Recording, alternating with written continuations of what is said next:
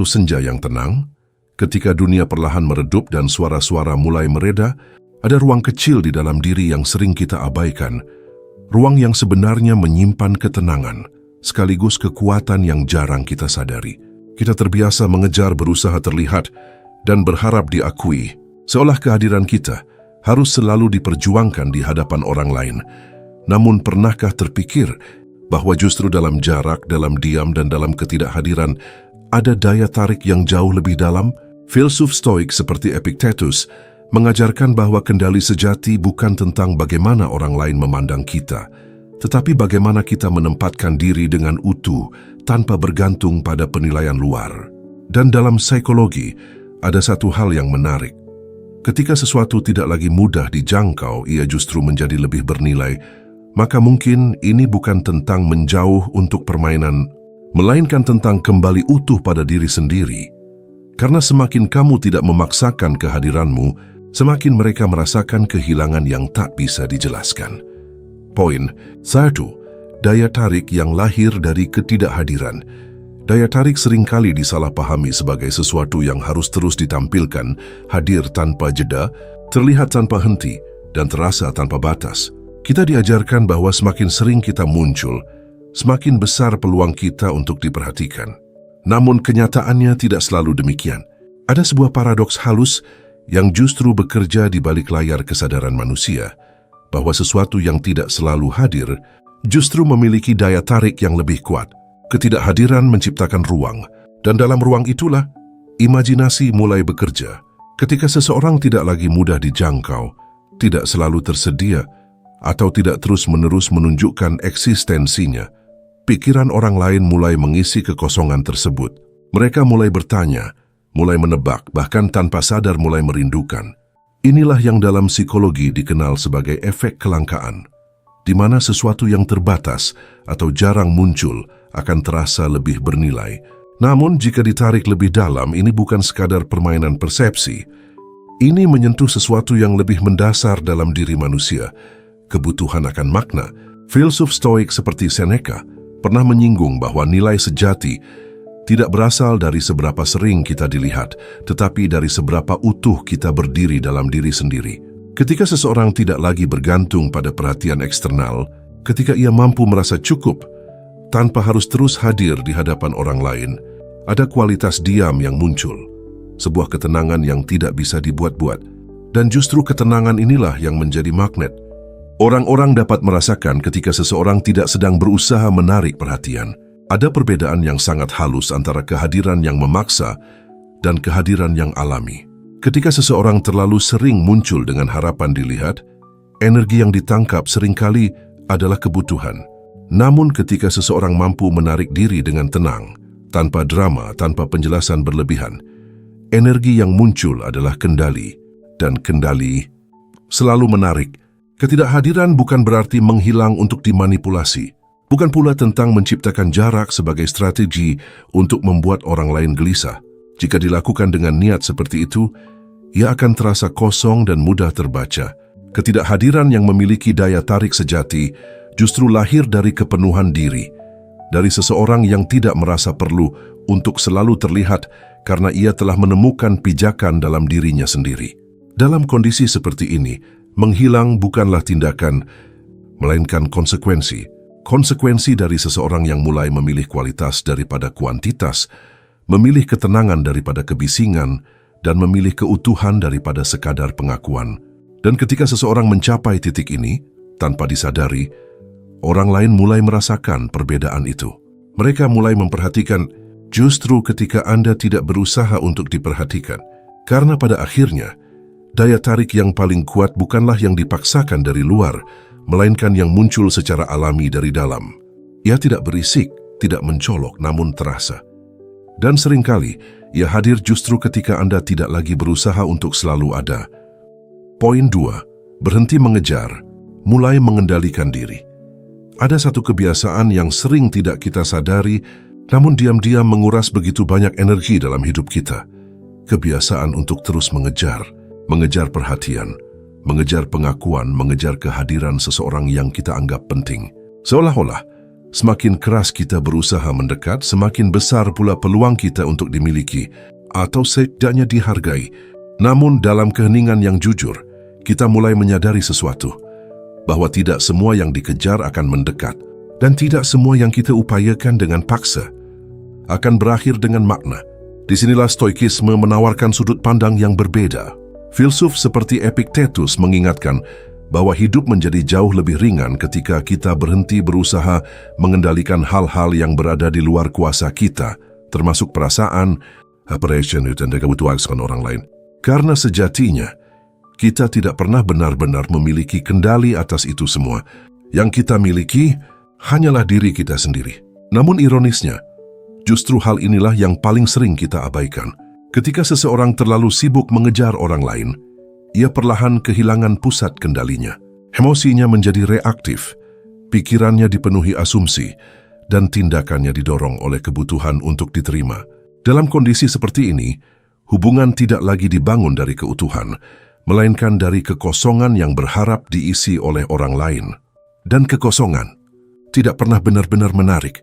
Sebaliknya, ketika seseorang mulai berhenti mengejar, bukan karena menyerah tetapi karena sadar, ia sedang mengambil kembali kendali atas dirinya. Ia mulai mengarahkan perhatian ke dalam, memperbaiki pola pikir, menata emosi, dan memperkuat prinsip. Ia tidak lagi bertanya, bagaimana agar aku diperhatikan? Tetapi beralih menjadi, apakah aku sudah hidup dengan benar menurut nilai yang kupegang? Perubahan ini mungkin tidak terlihat dari luar. Tidak ada pengumuman, tidak ada dramatisasi. Namun dampaknya sangat nyata. Karena ketika seseorang berada dalam kendali dirinya sendiri, ia tidak lagi mudah terguncang oleh sikap orang lain. Ia tidak panik ketika diabaikan, tidak gelisah ketika tidak dibalas, dan tidak kehilangan arah hanya karena kehilangan seseorang. Ia tetap utuh, dengan atau tanpa kehadiran orang lain. Dan justru di titik inilah, sesuatu yang menarik mulai terjadi. Orang-orang yang sebelumnya tidak terlalu memperhatikan, mulai merasakan perubahan itu. Bukan karena Anda melakukan sesuatu yang luar biasa, tetapi karena Anda berhenti melakukan sesuatu yang selama ini melemahkan Anda. Energi Anda berubah dari kebutuhan menjadi ketenangan, dari ketergantungan menjadi kemandirian. Dan energi seperti ini sulit diabaikan. Namun perlu dipahami, berhenti mengejar bukanlah bentuk manipulasi agar orang lain datang mendekat. Jika itu yang menjadi niat, maka Anda hanya mengganti bentuk pengejaran dengan cara yang lebih halus. Esensinya tetap sama, masih bergantung pada respons orang lain. Pengendalian diri yang sejati tidak lahir dari strategi, melainkan dari kesadaran. Kesadaran bahwa Anda tidak perlu memaksa siapapun untuk tinggal. Kesadaran bahwa nilai Anda tidak ditentukan oleh seberapa keras Anda berusaha mendapatkan seseorang. Dan kesadaran bahwa hidup Anda tetap memiliki arah, bahkan ketika orang lain memilih berjalan menjauh. Pada akhirnya, ketika Anda berhenti mengejar, Anda tidak kehilangan apapun yang memang ditakdirkan untuk Anda. Sebaliknya, Anda justru mendapatkan kembali sesuatu yang jauh lebih penting, kendali atas diri sendiri. Dan dari situlah, segala sesuatu yang benar-benar selaras akan menemukan jalannya sendiri. Poin 3, efek psikologis scarcity dalam hubungan. Ada satu prinsip psikologis yang bekerja begitu halus dalam kehidupan manusia, namun dampaknya begitu nyata, seringkali tanpa kita sadari. Prinsip itu adalah scarcity, atau kelangkaan, sebuah kondisi di mana sesuatu justru terasa lebih bernilai ketika ia tidak selalu tersedia. Dalam konteks hubungan, prinsip ini mengambil bentuk yang jauh lebih dalam daripada sekadar teori. Ia menyentuh cara manusia memandang, merasakan, dan memberi makna terhadap kehadiran seseorang. Kita hidup dalam dunia yang terbiasa dengan ketersediaan instan. Segala sesuatu dapat diakses dengan cepat, dijangkau tanpa usaha berarti. Namun justru karena itulah, pikiran manusia mulai kehilangan sensitivitas terhadap hal-hal yang terlalu mudah didapat. Apa yang selalu ada, perlahan dianggap biasa. Apa yang selalu hadir, seringkali tidak lagi dihargai. Sebaliknya, ketika sesuatu menjadi terbatas, ketika kehadiran tidak lagi konstan, ketika respons tidak lagi bisa diprediksi, pikiran mulai bereaksi secara berbeda. Ada dorongan untuk memahami, untuk mencari, bahkan untuk memiliki. Kelangkaan menciptakan ketegangan emosional yang halus, namun kuat. Dalam psikologi modern, Fenomena ini banyak dikaji oleh tokoh seperti Robert Cialdini, yang menjelaskan bahwa manusia cenderung memberikan nilai lebih tinggi pada sesuatu yang sulit diperoleh, bukan semata karena kualitasnya berubah, tetapi karena persepsi terhadap aksesnya yang menjadi terbatas. Namun jika kita berhenti sejenak dan melihat lebih dalam, kita akan menemukan bahwa efek ini bukan sekadar tentang jarang hadir atau sulit dijangkau. Ia berkaitan erat dengan cara manusia memberi makna pada kehilangan. Ketika seseorang yang sebelumnya selalu ada mulai mengurangi kehadirannya, ruang kosong itu tidak hanya terasa secara fisik, tetapi juga secara emosional. Pikiran mulai mengingat, membandingkan, dan tanpa sadar membangun ulang nilai dari sosok tersebut. Apa yang dulu terasa biasa, kini terasa berarti. Namun di titik ini penting untuk membedakan antara kelangkaan yang lahir dari kesadaran dan kelangkaan yang diciptakan sebagai strategi. Kelangkaan yang sejati tidak dibuat-buat. Ia bukan hasil dari permainan tarik ulur yang disengaja, bukan pula upaya manipulatif untuk menciptakan ketertarikan. Jika dilakukan dengan cara seperti itu, ia mungkin bekerja dalam jangka pendek, namun akan kehilangan makna dalam jangka panjang. Sebaliknya, kelangkaan yang memiliki daya tarik alami justru muncul ketika seseorang mulai hidup dengan ritme yang tidak lagi berpusat pada orang lain. Ia memiliki fokus, tujuan, dan batasan yang jelas. Kehadirannya menjadi terbatas, bukan karena ia ingin terlihat misterius, tetapi karena ia menghargai waktunya sendiri. Disinilah Stoikisme memberikan landasan yang kuat. Filsuf seperti Marcus Aurelius menekankan pentingnya tidak bergantung pada hal-hal eksternal, termasuk perhatian dan penerimaan orang lain. Ketika seseorang tidak lagi menjadikan hubungan sebagai pusat dari seluruh eksistensinya, ia secara alami menjadi lebih selektif dalam memberi waktu dan energi. Dan tanpa disadari, hal ini menciptakan bentuk kelangkaan yang tidak dipaksakan.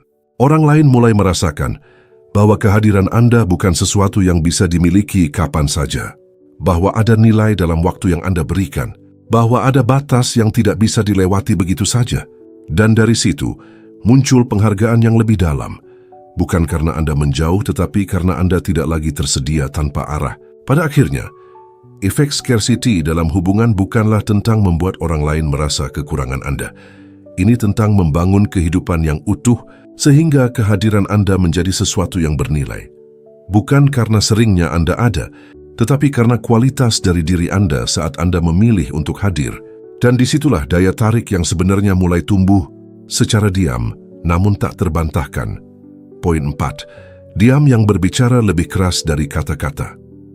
Dalam dunia yang dipenuhi suara, seringkali kita percaya bahwa kekuatan terletak pada seberapa banyak kita berbicara, seberapa jelas kita menjelaskan diri, seberapa sering kita menegaskan posisi, dan seberapa cepat kita merespon setiap situasi. Seolah-olah jika kita diam, kita akan dilupakan. Jika kita tidak bereaksi, kita dianggap tidak peduli. Namun ada satu bentuk kekuatan yang justru lahir dari arah yang berlawanan. Kekuatan dari diam. Diam yang dimaksud di sini bukanlah kebisuan yang kosong, bukan pula bentuk penghindaran dari kenyataan. Itu adalah diam yang sadar. Diam yang lahir dari kendali diri. Diam yang tidak didorong oleh ketakutan, melainkan oleh pemahaman bahwa tidak semua hal membutuhkan respons. Filsuf Stoik seperti Epictetus pernah mengajarkan bahwa manusia memiliki 2 telinga dan 1 mulut agar kita lebih banyak mendengar daripada berbicara. Dalam prinsip ini, tersimpan makna yang dalam, bahwa kebijaksanaan seringkali tidak terletak pada apa yang kita ucapkan, tetapi pada apa yang kita pilih untuk tidak ucapkan. Dalam hubungan, dia memiliki cara tersendiri untuk berbicara. Ketika seseorang tidak terburu-buru menjelaskan dirinya, tidak tergesa-gesa membela diri, dan tidak reaktif terhadap setiap perubahan sikap orang lain, ia menciptakan ruang yang tidak biasa. Ruang ini seringkali membingungkan, bahkan memancing rasa ingin tahu. Orang lain mulai bertanya, mulai menebak, bahkan mencoba membaca makna di balik ketenangan tersebut. Dan tanpa disadari, diam itu mulai memiliki suara. Suara yang tidak terdengar namun terasa. Di sisi psikologis, manusia cenderung ingin mengisi kekosongan. Ketika tidak ada penjelasan yang diberikan, pikiran akan bekerja untuk menciptakan penjelasan itu sendiri. Ketika tidak ada reaksi yang muncul, emosi akan mencari makna di balik ketidakhadiran respons tersebut. Inilah yang membuat diam, dalam banyak situasi, justru memiliki dampak yang lebih besar daripada kata-kata. Namun penting untuk memahami bahwa tidak semua diam memiliki kekuatan. Diam yang lahir dari rasa takut, takut ditolak, takut salah, atau takut kehilangan, akan terasa rapuh. Ia tidak membawa ketenangan, melainkan tekanan yang tersembunyi. Orang lain dapat merasakannya, meskipun tidak selalu dapat menjelaskannya. Sebaliknya, diam yang lahir dari kejelasan diri memiliki kualitas yang berbeda. Ia tidak gelisah, tidak menuntut untuk dipahami. Ia tidak memaksa orang lain untuk mengerti. Ia hanya ada dengan tenang, dan justru ketenangan inilah yang menjadi bentuk komunikasi yang paling kuat. Dalam perspektif Stoikisme, diam adalah bagian dari disiplin diri. Marcus Aurelius sering menekankan pentingnya menjaga pikiran tetap jernih dan tidak terombang-ambing oleh emosi sesaat. Ketika seseorang mampu menahan diri untuk tidak bereaksi secara impulsif, ia sedang menjaga kendali atas dirinya, dan itu adalah bentuk kekuatan yang tidak bisa dibuat-buat. Dalam konteks hubungan, diam yang sadar dapat menjadi batas yang halus namun tegas. Ia menunjukkan bahwa Anda tidak mudah dipancing, tidak mudah digoyahkan, dan tidak bergantung pada validasi eksternal untuk merasa utuh. Tanpa perlu menjelaskan panjang lebar, Anda telah menyampaikan sesuatu yang jauh lebih dalam, bahwa Anda memilih kedamaian daripada pembuktian, bahwa Anda lebih menghargai ketenangan daripada keinginan untuk selalu dimengerti, dan bahwa tidak semua hal layak mendapatkan reaksi Anda. Pada akhirnya, diam bukanlah ketiadaan komunikasi. Ia adalah bentuk komunikasi yang lebih halus, lebih dalam, dan seringkali lebih jujur. Ia tidak berusaha meyakinkan, tidak berusaha mengesankan, namun justru karena itulah ia memiliki kekuatan. Karena dalam dunia yang penuh kebisingan, seseorang yang mampu tetap tenang tanpa perlu banyak bicara akan selalu terdengar lebih jelas daripada mereka yang terus berusaha menjelaskan dirinya. Poin 5. Melepaskan validasi.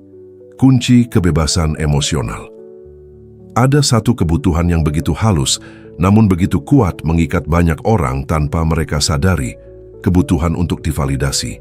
Keinginan untuk dianggap penting, untuk diakui, untuk merasa bahwa keberadaan kita memiliki makna melalui pandangan orang lain. Sekilas hal ini tampak wajar.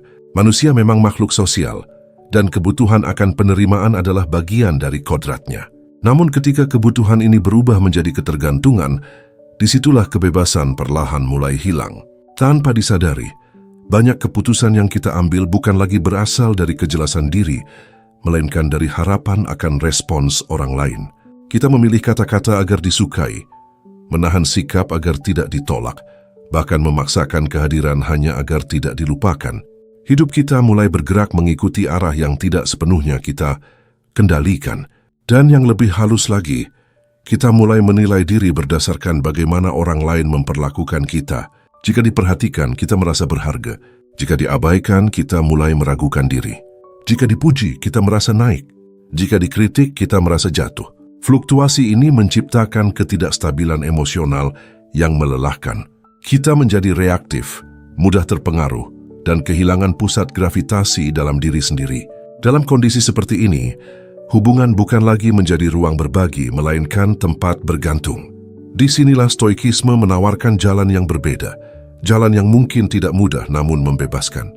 Filsuf seperti Epictetus mengajarkan bahwa nilai diri tidak boleh diserahkan kepada hal-hal yang berada di luar kendali kita. Dan penilaian orang lain adalah salah satu hal yang paling tidak bisa kita kendalikan. Maka melepaskan validasi bukan berarti menolak hubungan atau mengabaikan orang lain.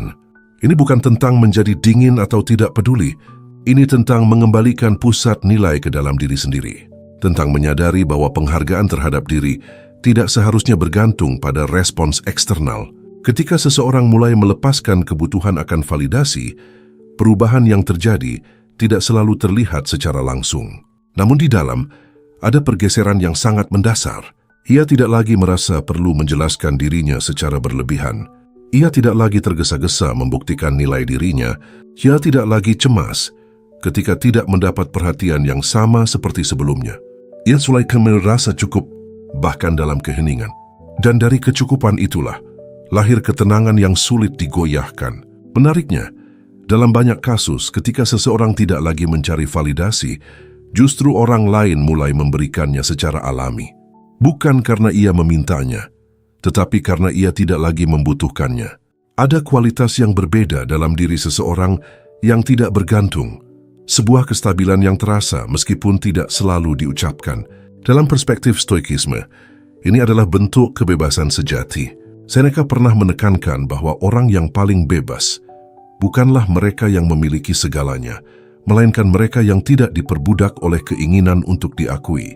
Karena selama kita masih membutuhkan validasi untuk merasa utuh, selama itu pula kita memberikan kendali atas diri kita kepada orang lain. Namun ketika kebutuhan itu dilepaskan, sesuatu yang penting kembali ke tangan kita. Kendali atas emosi, arah hidup, dan cara kita memaknai diri sendiri. Pada akhirnya, melepaskan validasi bukanlah tentang menjadi tidak membutuhkan siapapun. Ini tentang tidak lagi menjadikan orang lain sebagai penentu nilai diri. Ini tentang berdiri dengan utuh. Bahkan ketika tidak ada yang melihat, tidak ada yang memuji, dan tidak ada yang mengakui. Dan justru disitulah kebebasan emosional menemukan bentuknya. Sebuah kebebasan yang tidak bergantung pada situasi, tidak bergantung pada orang lain, dan tidak mudah terguncang oleh perubahan. Kebebasan yang tenang, namun kokoh, karena ketika Anda tidak lagi mencari pengakuan, Anda akhirnya menemukan sesuatu yang jauh lebih berharga, pengakuan dari diri sendiri. Poin 6. Energi yang tidak memaksa, justru mengundang. Ada bentuk kehadiran yang sering kali tidak disadari, namun sangat mudah dirasakan. Sebuah energi yang muncul bukan dari apa yang kita katakan, melainkan dari cara kita membawa diri. Energi ini tidak terlihat, tidak terdengar, tetapi memiliki pengaruh yang nyata. Thais bisa membuat orang merasa nyaman, tahu justru menjauh tanpa alasan yang jelas. Dalam banyak hubungan tanpa disadari, seseorang membawa energi yang memaksa. Bukan dalam arti agresif secara terang-terangan, tetapi dalam bentuk yang lebih halus. Keinginan yang terlalu kuat untuk diperhatikan, kebutuhan yang terus mencari respons, atau harapan yang diam-diam menekan agar dipenuhi. Energi seperti ini seringkali lahir dari ketidaktenangan dalam diri, dari rasa kurang yang ingin segera diisi oleh kehadiran orang lain. Dan meskipun tidak selalu diucapkan, energi ini dapat dirasakan. Orang lain mungkin tidak bisa menjelaskannya dengan kata-kata, namun mereka merasakan beban yang tidak kasat mata. Kehadiran yang seharusnya ringan justru terasa menuntut. Interaksi yang seharusnya mengalir menjadi penuh tekanan. Dan dalam banyak kasus, reaksi alami dari kondisi ini adalah menjauh. Bukan karena mereka tidak peduli, tetapi karena sesuatu terasa terlalu berat untuk dipertahankan. Sebaliknya, ada jenis energi yang berbeda, energi yang tidak memaksa, namun justru mengundang. Energi ini lahir dari seseorang yang tidak sedang mencari untuk diisi, melainkan sudah merasa cukup dalam dirinya.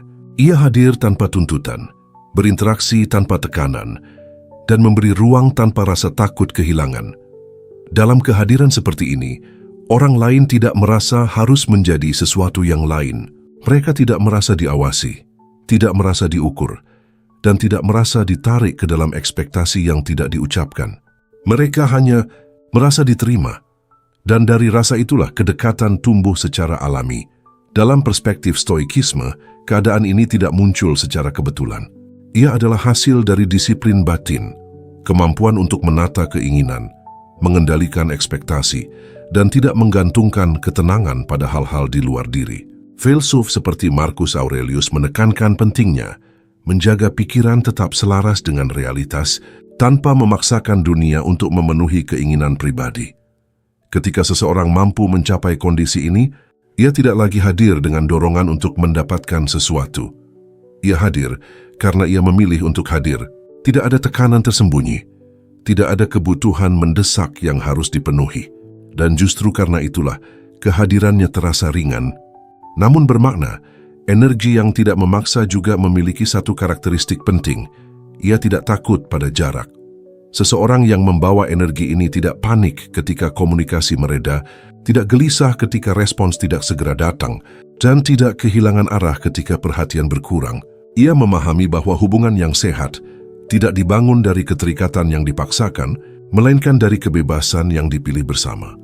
Dan dari kebebasan itulah, muncul ketertarikan yang lebih dalam. Orang lain mulai merasa bahwa mereka tidak sedang ditahan, melainkan diberi ruang, tidak sedang dikejar, melainkan diundang. Dan dalam banyak kasus, undangan yang tidak memaksa jauh lebih kuat daripada dorongan yang terus mendesak. Namun penting untuk dipahami, energi ini bukanlah sesuatu yang bisa dipalsukan. Ia tidak bisa diciptakan hanya dengan mengubah perilaku luar, sementara di dalam masih dipenuhi kegelisahan. Orang lain mungkin tidak selalu bisa menjelaskan, tetapi mereka dapat merasakan ketidaksinkronan itu. Energi yang mengundang hanya muncul ketika ada keselarasan antara dalam dan luar, ketika seseorang benar-benar telah berdamai dengan dirinya, tidak lagi dikuasai oleh kebutuhan untuk dikonfirmasi, dan tidak lagi menggantungkan nilai dirinya pada respons orang lain. Pada akhirnya, kehadiran yang paling menarik bukanlah yang paling keras berusaha, melainkan yang paling tenang dalam keberadaannya. Ia tidak meminta perhatian, namun mendapatkannya.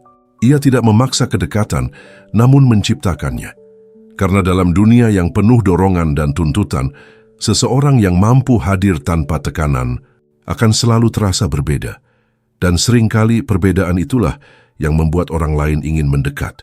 Bukan karena mereka harus, tetapi karena mereka ingin. Poin 7. Ketika kamu fokus pada diri, mereka mulai memperhatikan. Ada satu pergeseran yang sering kali tidak disadari, namun dampaknya begitu nyata dalam dinamika hubungan, pergeseran dari fokus keluar menuju fokus ke dalam. Pada awalnya, banyak dari kita terbiasa mengarahkan perhatian pada orang lain. Bagaimana mereka melihat kita, bagaimana mereka merespons, dan bagaimana kita bisa menyesuaikan diri agar tetap berada dalam perhatian mereka. Tanpa disadari, hidup kita perlahan berputar di sekitar reaksi orang lain. Kita menunggu pesan, membaca ulang percakapan, menafsirkan sikap dan mencoba memahami sesuatu yang sebenarnya tidak sepenuhnya berada dalam kendali kita. Energi yang seharusnya digunakan untuk membangun diri justru habis untuk menebak isi pikiran orang lain. Namun ada titik di mana seseorang mulai lelah dengan pola ini, bukan karena ia tidak peduli, tetapi karena ia mulai menyadari bahwa arah hidupnya tidak seharusnya ditentukan oleh hal-hal yang begitu tidak pasti.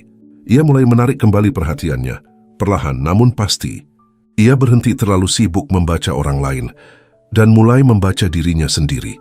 Apa yang sebenarnya ia butuhkan, apa yang selama ini ia abaikan, dan kemana ia ingin melangkah tanpa harus menunggu siapapun.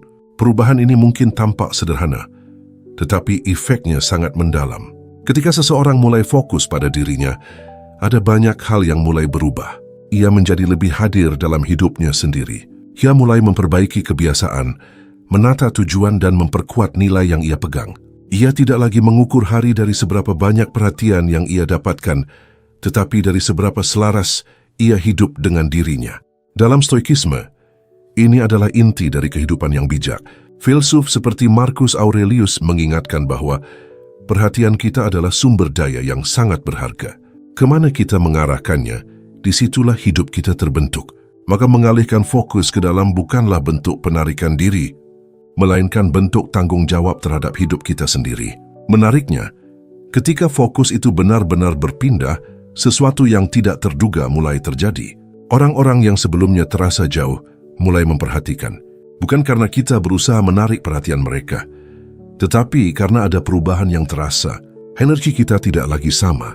Kita tidak lagi terlihat menunggu, tidak lagi terlihat membutuhkan, dan tidak lagi terlihat bergantung. Kita menjadi lebih utuh, dan keutuhan selalu memiliki daya tariknya sendiri. Dari sudut pandang psikologis, manusia secara alami tertarik pada sesuatu yang memiliki arah dan stabilitas. Ketika seseorang terlihat memiliki hidup yang berjalan dengan jelas, tanpa bergantung pada validasi eksternal, ia memancarkan rasa aman yang sulit dijelaskan. Orang lain mulai melihatnya sebagai sosok yang tidak mudah goyah, tidak mudah kehilangan arah, dan tidak mudah tergantung. Namun penting untuk dipahami, perhatian yang muncul ini bukanlah tujuan. Jika fokus pada diri hanya dilakukan agar orang lain kembali memperhatikan, maka esensinya masih sama, masih berpusat pada orang lain. Dan dalam jangka panjang, ini akan membawa kita kembali ke pola lama. Fokus pada diri harus lahir dari kesadaran, bukan dari strategi. Kesadaran bahwa hidup kita memiliki nilai, bahkan ketika tidak ada yang melihat. Kesadaran bahwa pertumbuhan diri adalah sesuatu yang berdiri sendiri, tidak bergantung pada siapa yang hadir atau siapa yang pergi. Dan kesadaran bahwa perhatian dari orang lain adalah konsekuensi, bukan tujuan. Pada akhirnya, ketika Anda benar-benar hadir untuk diri sendiri, Anda tidak lagi merasa kehilangan ketika orang lain menjauh. Anda tidak lagi cemas ketika perhatian berkurang, karena Anda tahu bahwa pusat hidup Anda tidak pernah berada di luar diri Anda. Dan justru dari ketenangan itulah, orang lain mulai melihat sesuatu yang sebelumnya tidak mereka sadari. Bukan karena Anda berubah untuk mereka, tetapi karena Anda akhirnya menjadi diri Anda yang utuh. Dan seringkali, itulah yang selama ini mereka cari, meskipun mereka sendiri tidak pernah benar-benar menyadarinya. Poin 8. Menghilang. Bukan strategi, tapi bentuk kedewasaan. Seringkali, ketika mendengar kata menghilang, pikiran kita langsung mengarah pada strategi, sebuah langkah yang disengaja untuk menciptakan efek tertentu, untuk memancing reaksi, atau bahkan untuk membuat seseorang merasa kehilangan. Dalam banyak narasi modern, menjauh kerap dipahami sebagai taktik. Tarik ulur, hadir lalu pergi, demi menjaga ketertarikan tetap hidup. Namun jika dilihat lebih dalam, pemahaman seperti ini justru menyederhanakan sesuatu yang jauh lebih kompleks. Karena pada tingkat yang lebih matang, menghilang bukanlah permainan, melainkan konsekuensi dari kesadaran. Menghilang, dalam konteks ini bukan berarti lenyap tanpa arah atau menghindari tanggung jawab. Ia bukan bentuk pelarian, bukan pula cara halus untuk mengontrol orang lain. Sebaliknya, ia adalah keputusan yang lahir dari kejernihan. Ketika seseorang mulai memahami batas dirinya, memahami apa yang layak ia pertahankan, dan apa yang seharusnya ia lepaskan. Kedewasaan seringkali tidak ditandai oleh seberapa keras kita bertahan, tetapi oleh seberapa bijak kita melepaskan. Dalam banyak hubungan, ada fase di mana seseorang mulai menyadari bahwa tidak semua hal perlu diperjuangkan tanpa batas. Tidak semua kehadiran harus dipertahankan dengan mengorbankan diri sendiri. Dan tidak semua kedekatan membawa kebaikan jika harus dibayar dengan kehilangan ketenangan batin. Di titik inilah seseorang mulai menghilang. Bukan karena ia ingin dilihat sebagai misterius, bukan karena ia ingin menciptakan jarak yang dramatis, tetapi karena ia tidak lagi merasa perlu untuk terus berada di tempat yang tidak selaras dengan dirinya. Ia tidak lagi memaksakan percakapan yang terasa kosong. Ia tidak lagi mempertahankan hubungan yang hanya berjalan satu arah. Ia memilih diam dan melangkah. Filsuf Stoik seperti Seneca pernah menyinggung bahwa hidup yang bijak adalah hidup yang selaras dengan nilai dan nalar, bukan dengan dorongan emosional yang sesaat. Dalam semangat ini, menghilang menjadi bentuk keberanian. Keberanian untuk tidak terikat pada sesuatu hanya karena kebiasaan atau karena takut kehilangan. Karena seringkali, yang membuat kita bertahan bukanlah cinta, melainkan ketakutan. Takut sendiri, takut ditinggalkan, takut memulai kembali. Namun kedewasaan mengajarkan sesuatu yang berbeda. Ia mengajarkan bahwa kehilangan bukan selalu sesuatu yang harus dihindari. Terkadang kehilangan justru menjadi jalan untuk kembali menemukan diri sendiri. Dan dalam proses itu, menjauh bukanlah kekalahan, melainkan bentuk perlindungan terhadap nilai diri. Menghilang yang lahir dari kedewasaan tidak membawa kebisingan. Ia tidak perlu penjelasan panjang, tidak perlu pembuktian, dan tidak perlu pengakuan. Ia terjadi secara tenang namun tegas, seperti seseorang yang akhirnya memahami arah hidupnya, lalu memilih berjalan tanpa harus menoleh ke belakang. Menariknya, dalam banyak situasi, keputusan seperti ini justru memunculkan reaksi dari orang lain.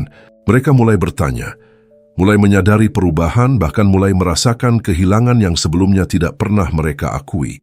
Namun sekali lagi, ini bukan tujuan. Reaksi orang lain hanyalah konsekuensi, bukan alasan. Karena jika alasan utama kita menghilang adalah untuk membuat orang lain kembali, maka kita masih terjebak dalam lingkaran yang sama, masih menggantungkan arah hidup pada respons eksternal. Dan itu bukan kedewasaan. Kedewasaan adalah ketika Anda tetap melangkah, bahkan tanpa jaminan bahwa seseorang akan mengikuti. Pada akhirnya, menghilang bukan tentang menjauh dari orang lain, tetapi tentang mendekat pada diri sendiri, tentang memilih kejelasan daripada kebingungan, memilih ketenangan daripada keterikatan yang melelahkan, dan memilih nilai diri daripada sekadar kehadiran. Dan dalam pilihan yang tenang itu, ada kekuatan yang tidak banyak dibicarakan, kekuatan untuk berdiri sendiri tanpa harus kehilangan arah. Karena seseorang yang benar-benar dewasa tidak menghilang untuk dilihat, tetapi karena ia tahu kemana ia harus melangkah. Pada akhirnya, semua yang telah kita renungkan bukan sekadar tentang orang lain, bukan tentang bagaimana membuat mereka kembali, atau bagaimana menarik perhatian yang sempat hilang. Ini adalah perjalanan yang jauh lebih dalam, tentang kembali pada diri sendiri. Stoikisme mengajarkan bahwa ketenangan tidak lahir dari dunia yang sempurna, melainkan dari batin yang tertata. Dan psikologi mengingatkan kita bahwa apa yang kita kejar di luar seringkali adalah cerminan dari apa yang belum selesai di dalam. Maka jika ada satu hal yang bisa dibawa pulang dari perenungan ini, biarlah itu menjadi kesadaran sederhana, bahwa ketika Anda utuh, Anda tidak perlu memaksa apapun untuk datang.